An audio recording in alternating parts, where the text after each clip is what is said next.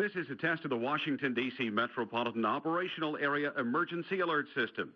In the event of an emergency, this system would bring you important information. Live and in HD, this is ABC 7 News at noon on your side.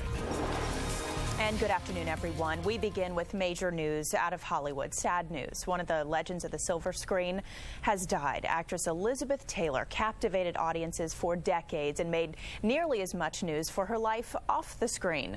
Rebecca Cooper joins us live from our newsroom with